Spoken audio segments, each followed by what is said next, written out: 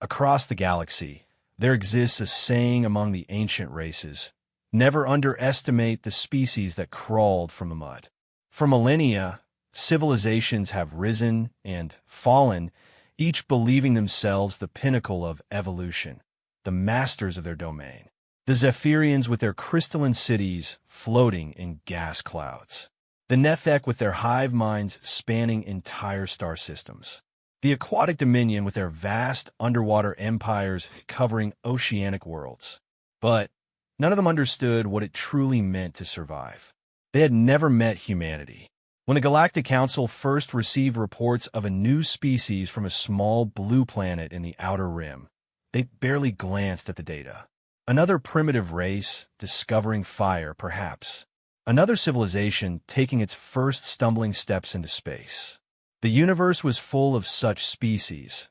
Most would destroy themselves before achieving anything meaningful. The reports described bipedal creatures with no natural armor, no venomous fangs, no ability to breathe underwater or survive in vacuum. They seemed laughably fragile. Their homeworld was a death trap of extreme weather, predatory wildlife, and natural disasters that would have wiped out most species before they evolved past basic cellular life. How did they even survive? Laughed Commander Zixtal of the Dominion fleet, his gills fluttering with amusement as he reviewed the human classification files. His ship, the Tidal Crusher, was preparing for what should have been a simple demonstration of galactic superiority. Little did he know, he was about to learn the most important lesson in the galaxy's history. Humanity didn't just survive their hostile world. They thrived because of it. Every hurricane that should have killed them made them stronger. Every predator that hunted them taught them to hunt better. Every limitation their biology imposed forced them to become something more than the sum of their parts. And when the galaxy's most powerful aquatic civilization decided to teach these land crawlers their place by trapping them beneath an endless ocean on a water world called Narration Prime, they made one fatal miscalculation. They assumed that because humans couldn't breathe underwater, the ocean would be their grave. They were wrong. What happened next would echo across the stars for generations, fundamentally changing how every species in the galaxy viewed the small, seemingly insignificant race from Earth. It would become the moment when humanity announced itself not as another primitive species begging for acceptance, but as something far more dangerous. The galaxy was about to learn that humans didn't fear drowning.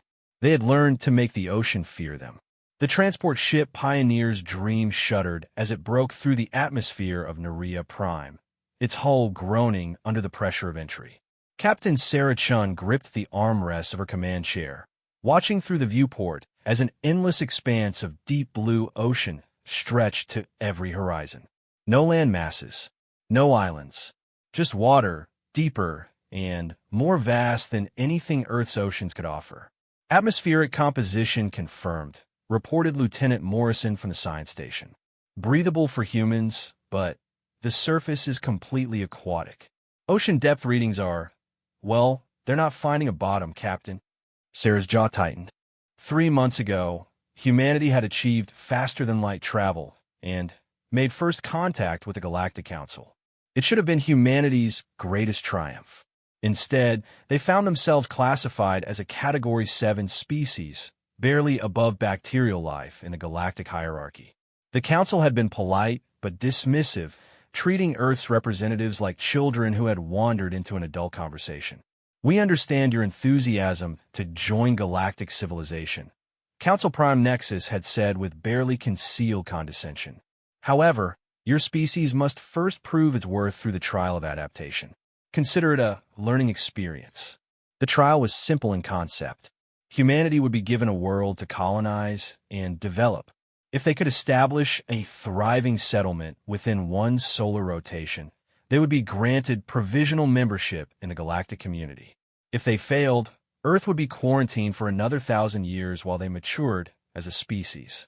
What the Council hadn't mentioned was that every world offered for the trial of adaptation was specifically chosen to exploit the applying species' greatest weakness.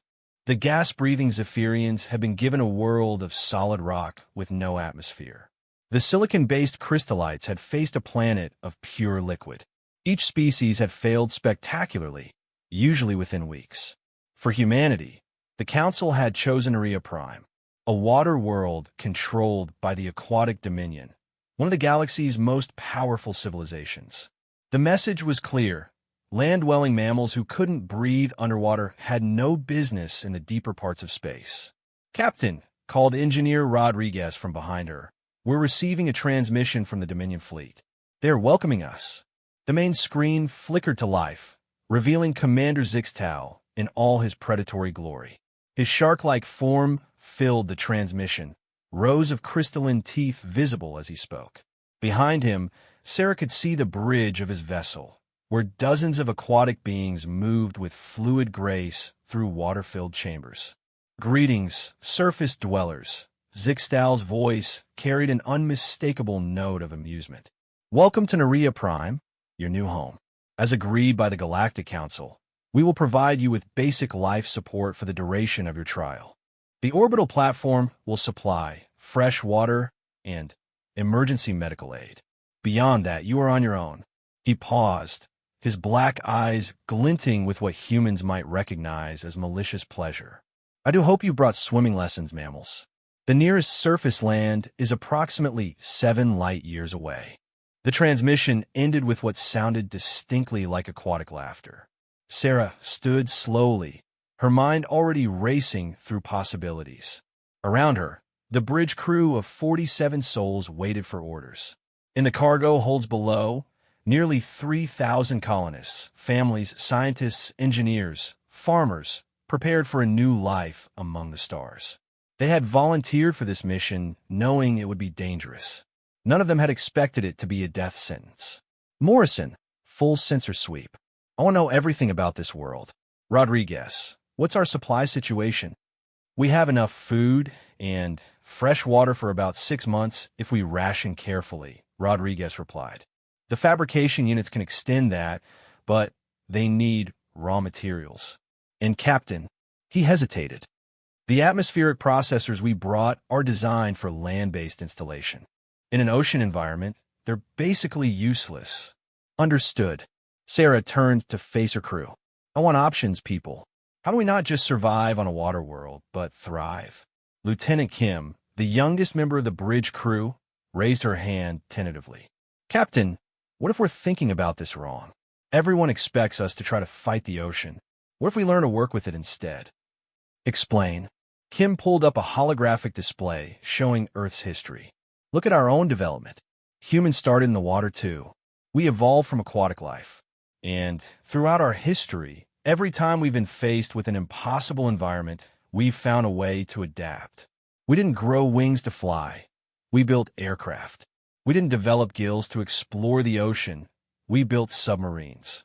Morrison leaned forward, understanding beginning to dawn in his eyes. The Dominion is thinking like apex predators. They see the ocean as their domain because they're naturally adapted to it. But humans, we've never been apex predators in any environment. "We're tool users," Sarah finished, a smile beginning to form. "We're the species that survived ice ages, deserts, mountains, and every other hostile environment Earth could throw at us. Not because we were the strongest or the fastest or the best adapted. Because we were the smartest," Rodriguez added with growing excitement, "and the most stubborn." Sarah activated the ship's intercom. "Attention all colonists. This is Captain Shun. I know many of you are looking out your portholes right now and seeing nothing but water. I know you're scared. I know you're wondering how we're going to survive on a world that seems designed to kill us." She paused, choosing her words carefully. 3,000 years ago, our ancestors looked out at oceans just like this one and said we can't live there. Then they built boats. 1,000 years ago, they looked at the deep ocean trenches and said nothing can survive down there. Then they built submersibles and found entire ecosystems thriving in the deepest, darkest parts of our world.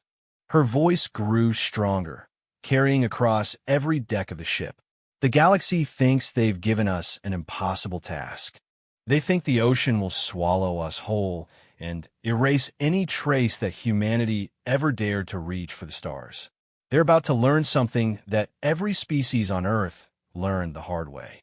Humans don't conquer environments by overpowering them. We conquer them by becoming smarter than they are. Across the ship, colonists began to gather around viewing ports and communication panels, listening intently. "We're not going to build floating cities that sit on top of the ocean," Sarah continued. "We're not going to huddle on an orbital platform begging for rescue. We're going to go down into the deepest, darkest parts of this world and build something the galaxy has never seen before. We're going to build an underwater civilization that makes the Dominion look like children playing in a bathtub." She could feel the mood shifting, fear transforming into determination. Every engineer on this ship has studied underwater construction. Every biologist understands marine ecosystems. Every farmer knows how to grow food in impossible conditions. We brought the combined knowledge of a species that spent millions of years learning to thrive in environments that should have killed us. Morrison was already pulling up construction schematics. Rodriguez was calculating material requirements. Kim was reviewing geological surveys of the ocean floor. "Captain," called Dr. Williams from the medical bay over the intercom, "I've been reviewing the biological data on local marine life. The ecosystem here is incredibly rich, but it's also completely unexploited. The Dominion species are all apex predators. They don't cultivate or farm their environment. They just take what they need from the top of the food chain. Which means there's an entire underwater ecosystem here that's never been managed or optimized. If we can establish sustainable aquaculture systems, we could potentially support a much larger population than this world has ever seen." Sarah nodded, pieces of a plan beginning to form. "Rodriguez, how quickly can we reconfigure our atmosphere processors for underwater operation?" "Give me 72 hours, and I can convert them into water purification and oxygenation systems. They'll work better underwater than they ever would have on land." "Morrison, I want deep water construction sites mapped within the week. We're not looking for shallow water. I want the deepest, most geologically stable areas you can find." "On it, Captain. The deeper we go, the less likely the Dominion is to interfere. I don't think they expect us to venture beyond a few hundred meters." "Perfect, because we're going beyond a few thousand meters." The bridge erupted in activity as the crew threw themselves into planning humanity's first underwater colony. Throughout the ship, word spread quickly. Families gathered around dinner tables, sketching designs for underwater habitats. Engineers huddled over technical manuals, calculating pressure tolerances and life support requirements. Children pressed their faces to viewports, no longer seeing an alien ocean, but a new home waiting to be built. Commander Zixtal, monitoring human communications from his flagship, initially found their enthusiasm amusing. These surface dwellers clearly didn't understand the crushing pressure of the deep ocean, the alien predators that lurked in the darkest waters, the simple impossibility of building anything permanent in an environment so hostile to their biology. He was confident they would be begging for evacuation within a month. As the Pioneer's dream began its descent toward the ocean's surface, its cargo bays filled with equipment that had never been designed for underwater use, Commander Zixtal made his first mistake. He assumed that because humans had never built underwater cities before, they couldn't. He had never bothered to study human history. If he had, he might have learned about the species that had survived every mass extinction event on their homeworld.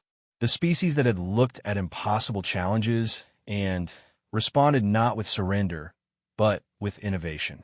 He might have learned that humanity's greatest strength had never been their ability to adapt to new environments. It was their ability to force new environments to adapt to them. The ship touched down on the ocean surface with barely a splash, its hull already beginning the transformation from spacecraft to mobile underwater base.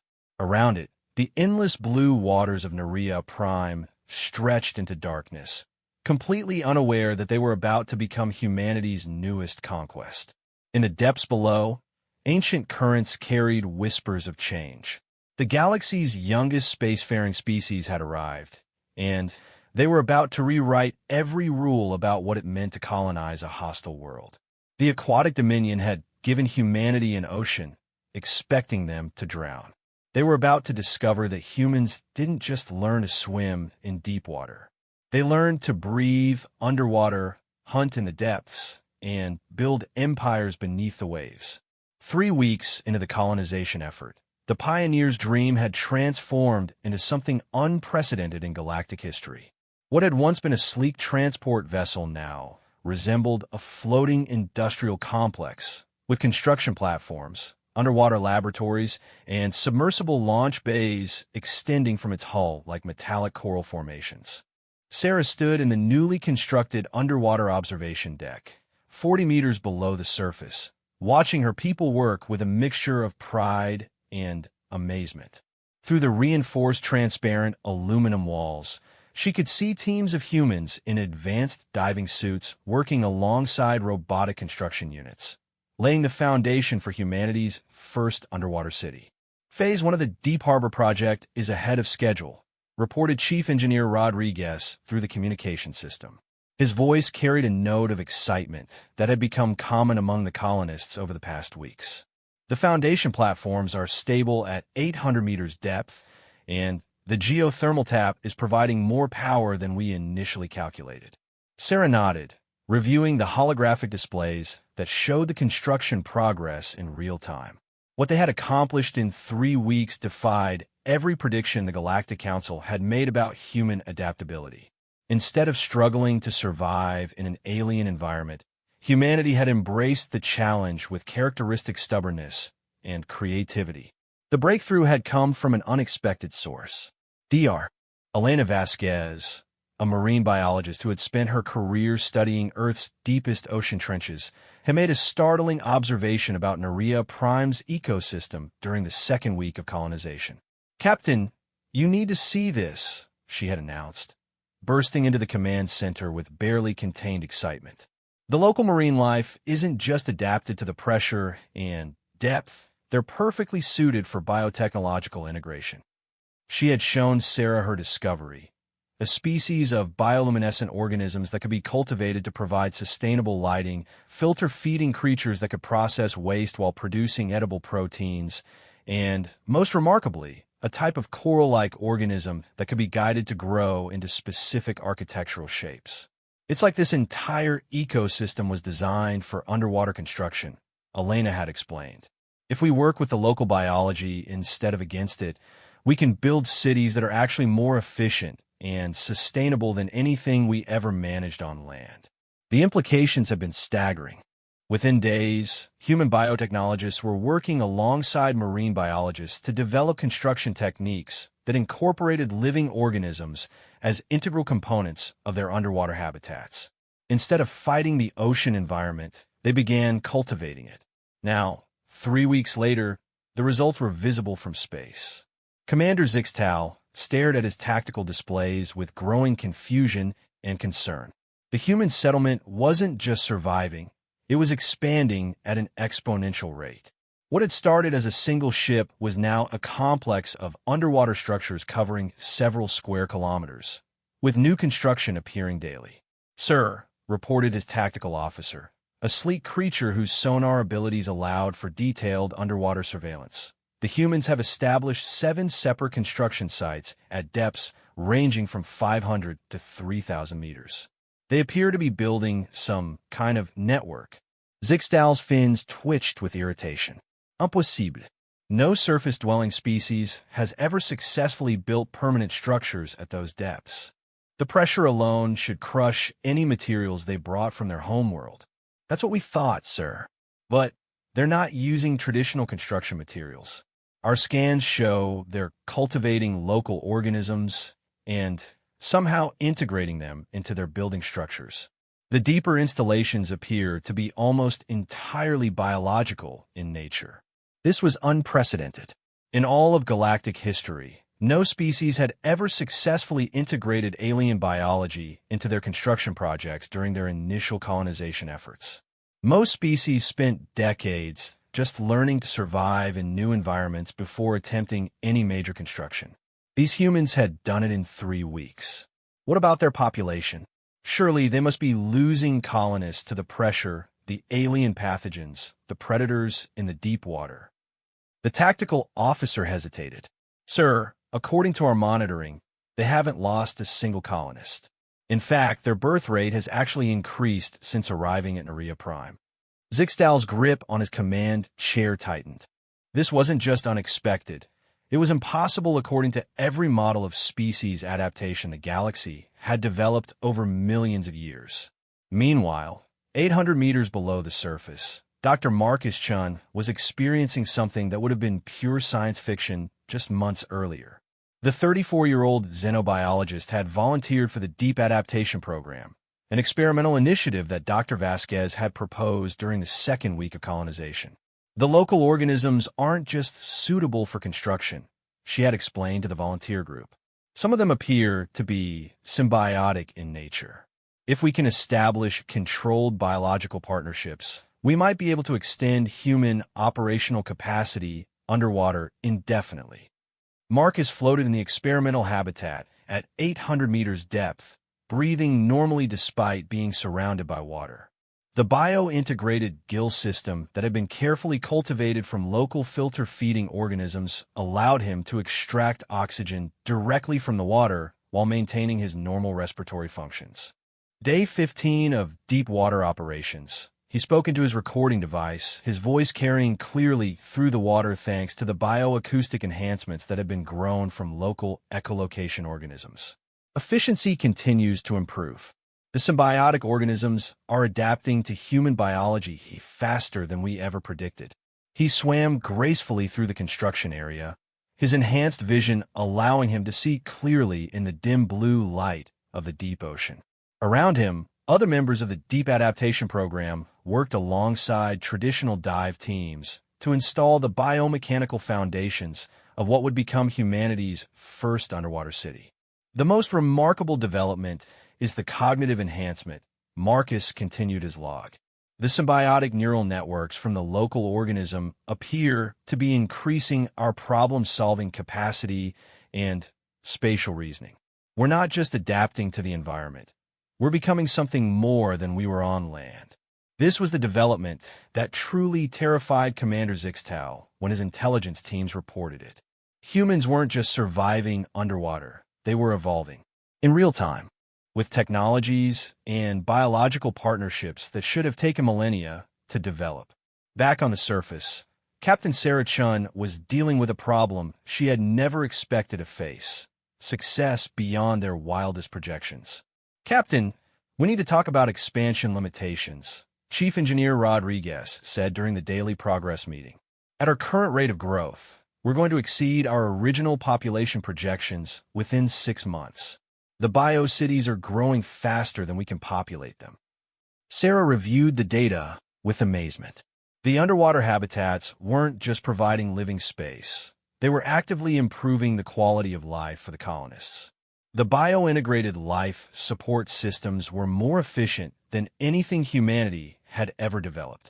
The cultivated food sources were providing nutrition that was actually superior to traditional Earth agriculture. The working environment, while initially challenging, was proving to be remarkably well-suited to human creativity and problem-solving. "What about communication with Earth?" she asked. "That's the other issue," replied Communications Officer Park. "Our quantum communication array is functioning perfectly, but the reports we're sending back are so far beyond initial projections that Earth Command thinks we're either lying or suffering from some kind of collective delusion." Sarah could understand their skepticism. Even she found it difficult to believe what they had accomplished in such a short time. Humanity had gone from a species that had never built anything underwater to a civilization that was creating bio-cities in the deepest parts of an alien ocean. "Captain," interrupted Lieutenant Kim, "we're receiving a transmission from the Dominion fleet. Commander Zixtal wants to schedule an inspection of our facilities." Sarah smiled grimly. She had been expecting this.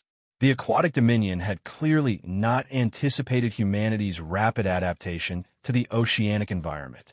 An inspection would allow them to assess whether humans were violating any of the trial conditions, but it would also give them their first close look at what humanity had accomplished. "Tell Commander Zixtal that we welcome an inspection," she replied. "Schedule it for the main Deep Harbor facility. Let him see what humans can build when we stop trying to conquer an environment and start partnering with it instead." The inspection was scheduled for the following week, giving the human colonists time to prepare for their first official visitors. What Commander Zixtal expected to find was a struggling settlement barely maintaining life support in a hostile environment. What he was about to discover was a thriving underwater civilization that had achieved in 1 month what most galactic species couldn't accomplish in decades. In the depths of Deep Harbor, Dr. Vasquez swam through the bioluminescent corridors of the research facility, marveling at how quickly the local organisms had adapted to human needs. The walls themselves were alive, filtering water, producing oxygen, and providing structural support. The integration was so complete that it was becoming difficult to determine where human technology ended and alien biology began. "This is going to change everything," she murmured to herself as she reviewed the latest biological integration reports. "Not just for us, but for the entire galaxy." She was more right than she knew. In the Outer Rim territories, other species were beginning to receive reports about the human colonization effort. The impossible had become reality.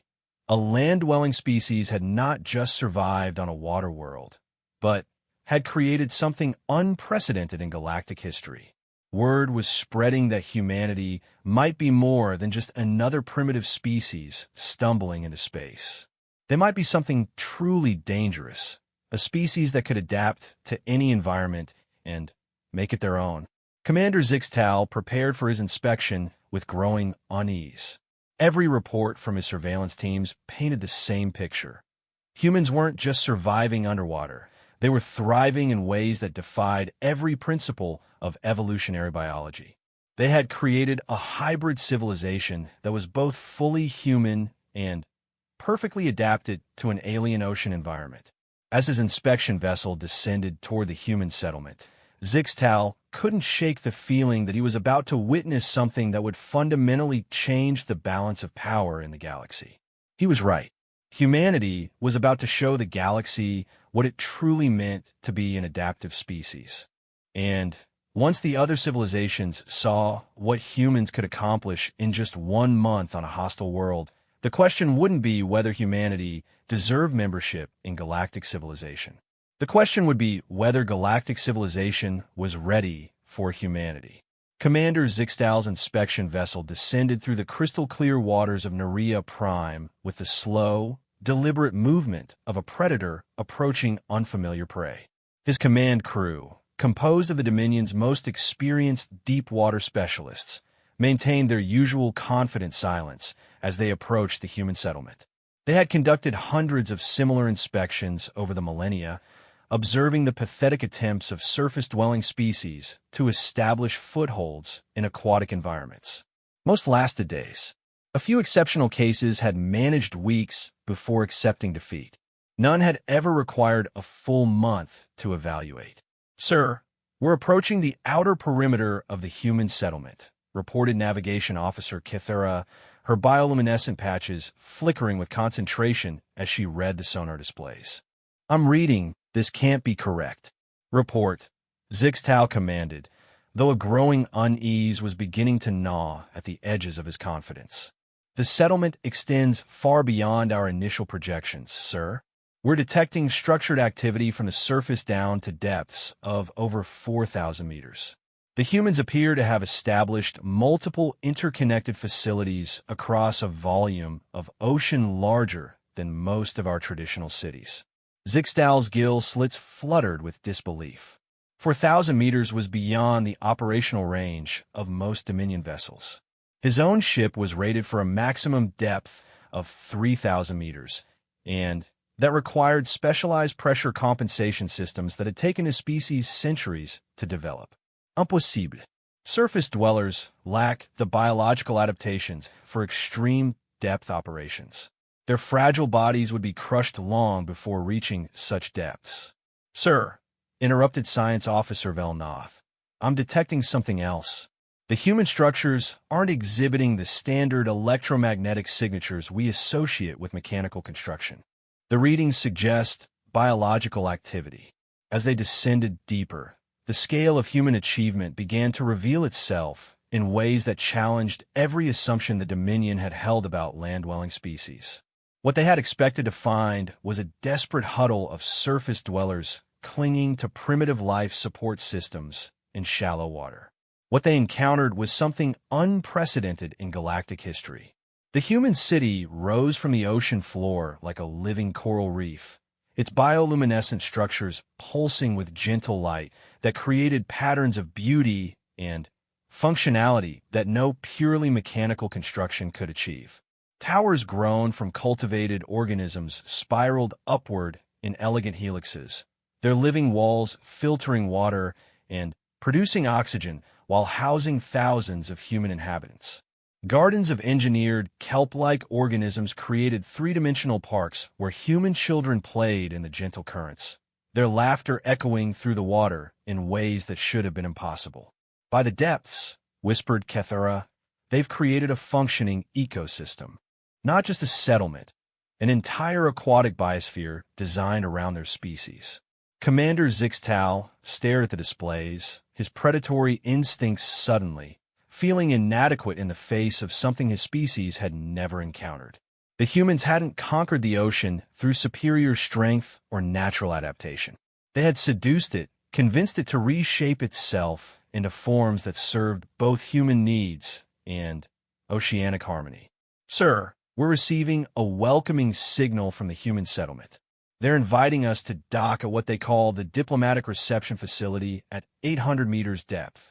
The diplomatic facility was itself a marvel that defied Dominion understanding of engineering. As Zixtal's vessel approached the docking structure, he could see that it was entirely grown rather than built. Living organisms had been guided and cultivated to form docking clamps, pressure seals, and environmental buffers that adapted in real time to accommodate the Dominion vessel's unique requirements. "Welcome to Deep Harbor, Commander Zixtal," came a voice through the communication system as their ship secured to the biomechanical docking structure. "This is Captain Sarachun.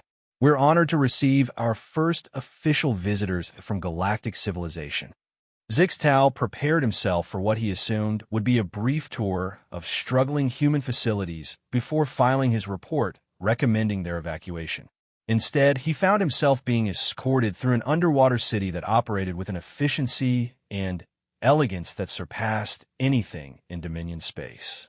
Captain Chen met him at the airlock, and Zixtal's first surprise was that she was breathing water as naturally as air. Her respiratory system had been somehow modified to extract oxygen directly from the surrounding ocean while maintaining her ability to speak clearly underwater. "How is this possible?" Zixtal asked, his own biomechanical translator working to convert his thoughts into human comprehensible communication. "Your species lacks the biological adaptations for underwater respiration." "You're right, we do," Sarah replied with a smile that somehow conveyed both friendliness and confidence. "So we developed them." Dr. Vasquez, our chief xenobiologist, discovered that several local organisms were willing to form symbiotic relationships with human biology. With their cooperation, we've been able to expand our operational capabilities beyond what natural evolution provided. She gestured toward a viewing port that revealed the bustling activity of the underwater city. "Would you like the full tour? I think you'll find that humanity approaches environmental challenges differently than most species." As they moved through the living corridors of Deep Harbor, Zixtal found himself witnessing achievements that challenged fundamental assumptions about species development and adaptation. Human children swam alongside cultivated sea creatures that had been modified to serve as both companions and educational tools. Adults worked in perfect harmony with biomechanical systems that responded to their needs with intelligence that seemed almost magical. "The key insight," Sarah explained as they entered a vast chamber where human agriculturalists were cultivating crops in three-dimensional growing matrices, was realizing that we didn't need to impose human technology on an alien environment. Instead, we could partner with local biology to create something entirely new. This should have taken decades to develop, Zixtal protested, his worldview straining under the evidence before his eyes. Most species require generations just to adapt their existing technology to new environmental conditions. You've created an entirely new form of civilization in a single month. That's the difference between adaptation and innovation, replied Dr. Vasquez, who had joined them for the tour. Most species try to change the environment to suit their existing biology and technology. Humans specialize in changing themselves to unlock the potential of new environments. She led them to an observation deck where they could see the full scope of human achievement. Stretching into the blue depths below were multiple levels of the underwater city, each one perfectly integrated with the local ecosystem. Humans moved through the water with the grace of natural aquatic species, working alongside creatures that had voluntarily joined the human community in symbiotic partnerships. But the most remarkable development, Dr. Vasquez continued, has been the cognitive enhancements. The symbiotic neural networks we've established with local organisms have increased our problem-solving capabilities exponentially. We're not just surviving in this environment. We're becoming something more than we were before we arrived. This was the revelation that struck Zixtal with the force of a deep current. Humans weren't just adapting to Narration Prime. They were evolving in real time, becoming a new type of species that combined the best aspects of their original biology with the capabilities of their new environment. "Sir," came a voice through his communication system from his ship. "We're receiving priority transmissions from Dominion Command. They want immediate status reports on the human settlement." Zixtal realized that he was facing a decision that would have consequences far beyond this single inspection. The Galactic Council had sent humans to Narration Prime expecting them to fail spectacularly, providing clear justification for continued quarantine of Earth. Instead, humanity had achieved something that would fundamentally alter the balance of power in galactic civilization. "Captain Chun," he said slowly, "I need to ask you something directly. What are your intentions regarding expansion beyond this world?" Sarah's expression became thoughtful. "Commander, when humanity first reached the stars, we dreamed of finding our place in a galactic community. We hoped to learn from older, wiser civilizations and contribute whatever unique perspectives our species might offer." She gestured toward the thriving city around them. "What we've discovered here on Narration Prime is that our unique perspective might be more valuable than we initially realized. Humans excel at forming partnerships with environments and species that other civilizations see as obstacles or enemies. The galaxy is full of worlds that have been written off as uninhabitable," Dr. Vasquez added. "Desert planets where the sand is too corrosive for conventional technology. Gas worlds where the atmospheric pressure crushes traditional structures. Ice worlds where the cold kills any known life form. We're beginning to think," Sarah continued, "that these aren't obstacles to be overcome. They're opportunities to be embraced. Each hostile environment is a chance for humanity to evolve new capabilities and form new partnerships." Zixtal felt a chill that had nothing to do with the deep ocean currents. He was beginning to understand the true implications of what he was witnessing. Humans weren't just another species seeking membership in galactic civilization. They were potentially the most dangerous form of life the galaxy had ever encountered. A species that grew stronger from every challenge, that turned every hostile environment into a new home, that evolved in real time to match whatever the universe could throw at them. "There's something else you should know," Sarah said, her tone becoming more serious. "We've been in communication with Earth throughout our time here. The biointegration techniques we've developed, the symbiotic partnerships, the real-time evolutionary adaptations, all of this is being shared with human colonies throughout our home system." "What are you telling me?"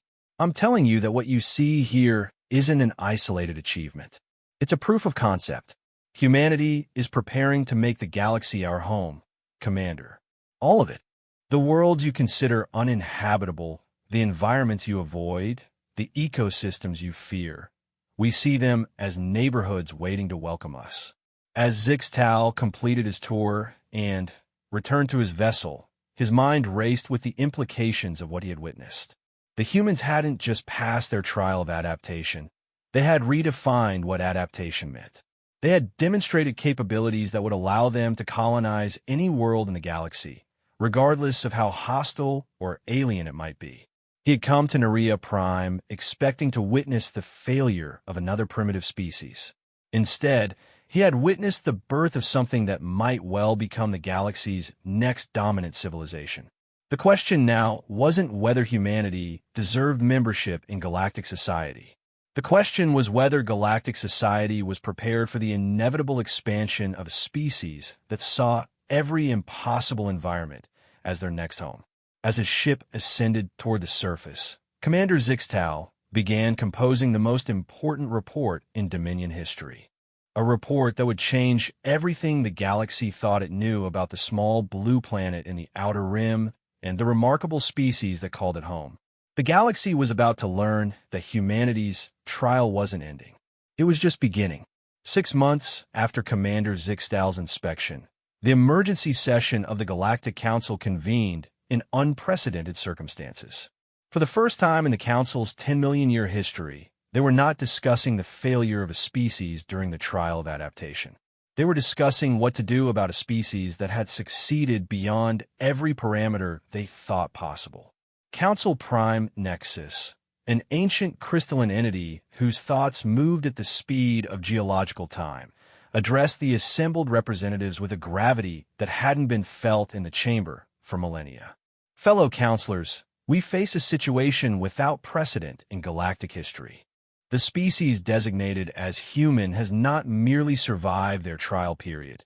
They have fundamentally altered the nature of the world upon which they were tested. The holographic displays around the chamber showed real-time images from Narration Prime that defied comprehension.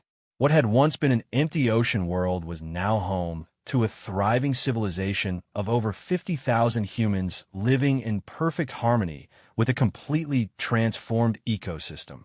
The underwater cities had grown into vast biomechanical networks that stretched across multiple continents, with each facility representing an advancement in biointegration technology that surpassed anything previously achieved by any known species.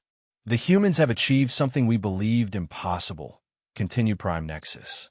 They have created a hybrid civilization that is simultaneously technological and biological, artificial, and natural. More concerning, their population growth rate suggests they will exceed 1 million individuals within the next standard year. Commander Zixtal, who had been invited to provide first-hand testimony, rose from his delegation section. The months since his inspection had been the most challenging of his career, as he struggled to convince his own government that everything they thought they knew about species development was wrong. Honored counselors, he began, I have observed the human settlement for 6 months now. What they have accomplished transcends our traditional understanding of colonization. They haven't simply established a settlement on Narration Prime. They have created a new form of existence that is reshaping the planet's entire biosphere. He activated a detailed projection showing the current state of the human colonies. The biocities now extend to depths of over 6,000 meters, deeper than any structure in Dominion space. The humans have formed symbiotic partnerships with over 300 local species, creating hybrid organisms that serve functions we never imagined possible. Their agricultural systems produce food more efficiently than traditional farming on most inhabited worlds. But, most significantly, Zixtal's voice carried a note of something that might have been awe. They have begun to reproduce with enhanced capabilities. Children born in the deep water cities possess natural adaptations that allow them to function both in aquatic environments and in traditional atmospheric conditions. They are literally evolving in real time to become something more than their original species. A ripple of concern passed through the assembled delegates. The implications were staggering. If humans could evolve beneficial adaptations within a single generation, they represented a form of life that could potentially colonize any environment in the galaxy. What are their current intentions regarding expansion? Asked Counselor Vexhai of the Silicon Confederacy, her crystalline form flickering with nervous energy. Do they seek to expand beyond their trial world? The question had been weighing on every delegate's mind. Commander Zixtal activated another display showing long-range sensor data from human space. 3 weeks ago, Earth launched 17 colony ships toward previously uncharted systems. Not toward habitable worlds, honored counselors. Toward worlds we classify as completely uninhabitable. Desert planets with surface temperatures exceeding 200 degrees. Ice worlds with atmospheric compositions that would kill most known life forms. Gas giants with crushing pressure and toxic atmospheres. The chamber fell silent as the implications sank in. Humans weren't seeking to join galactic civilization by settling on worlds similar to those already inhabited. They were targeting the most hostile environments they could find, treating each one as an opportunity rather than an obstacle. Furthermore, Zixtal continued, intercepted communications suggest that each colony ship carries integration specialists trained on Narration Prime. They are not attempting to terraform these hostile worlds to suit human biology. They are planning to adapt human biology to suit each unique environment. Council Prime, Nexus's crystalline structure pulsed with deep contemplation. Are you suggesting that humans intend to speciate themselves across multiple environments simultaneously? That appears to be their strategy, Honor Prime. Within a generation, we may be dealing not with one human species, but with dozens of human subspecies, each one perfectly adapted to environments we consider uninhabitable. The chamber erupted in a cacophony of concerned voices from dozens of species. The prospect of humanity spreading across the galaxy was concerning enough, but the possibility of them evolving into multiple specialized subspecies represented a potential shift in galactic power that no one had prepared for. Order! Prime Nexus's voice resonated through the chamber with authority that brought immediate silence. We will now hear from the human representative. Captain Sarah Chun entered the chamber with a fluid grace that had become characteristic of humans adapted to deep water environments. Her appearance showed the remarkable changes that 6 months on Narration Prime had brought to her species. Her skin carried a subtle luminescence that allowed her to communicate in the visual spectrum preferred by many aquatic species. Her eyes had adapted to function clearly in both air and water. Most remarkably, she moved with a confidence that suggested she was equally at home in any environment. Honored counselors, she began, her voice carrying clearly through both air and water using bioacoustic enhancements that demonstrated the sophistication of human biointegration. I come before you today not to request membership in galactic civilization, but to propose a fundamental redefinition of what civilization itself might become. She activated a presentation that showed not just the achievements on Narration Prime, but projections of what human civilization might look like across multiple worlds and environments. For millennia, galactic civilization has been defined by species that master single environments and then seek to replicate those conditions wherever they expand. Aquatic species create underwater cities on every world they inhabit. Silicon-based life forms established crystal matrices regardless of local geology. Each species essentially exports their homeworld's environment wherever they go. Humanity offers a different approach. Instead of imposing our environmental preferences on new worlds, we propose to embrace the unique characteristics of each environment we encounter.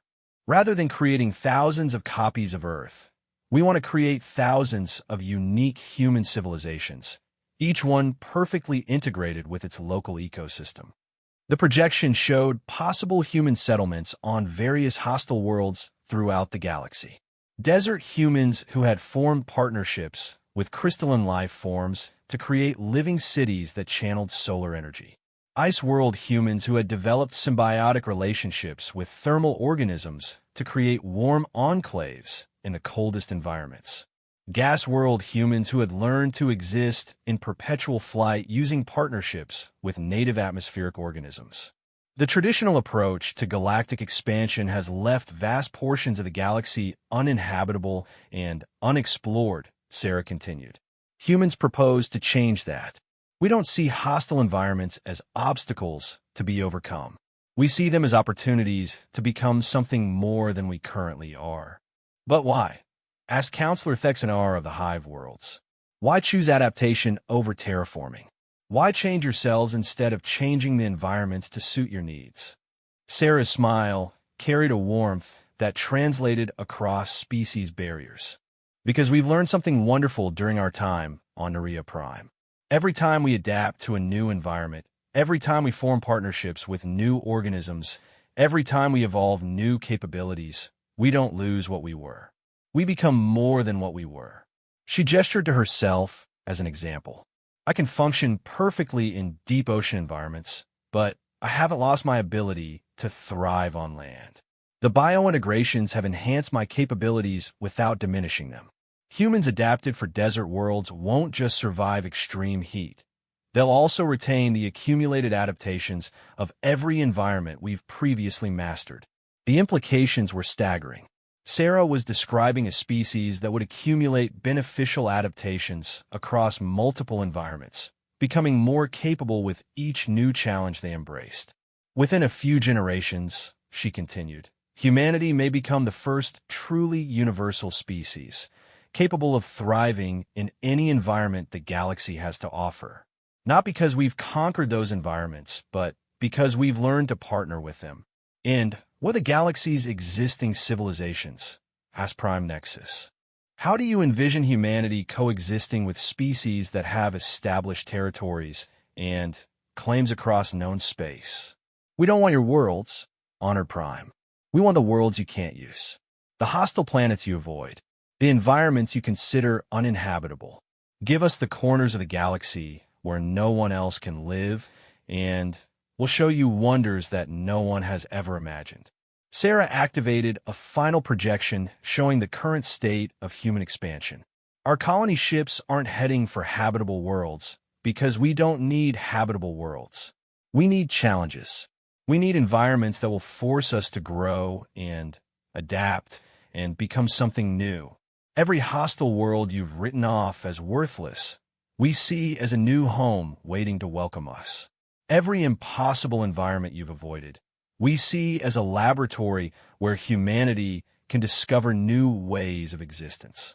The chamber fell silent as the delegates processed the magnitude of what they were hearing. Humanity wasn't seeking to compete with existing galactic civilizations for control of habitable worlds. They were proposing to claim the vast majority of the galaxy that everyone else had ignored because it was too hostile to support conventional life. Commander Zixtal rose once more to address the council.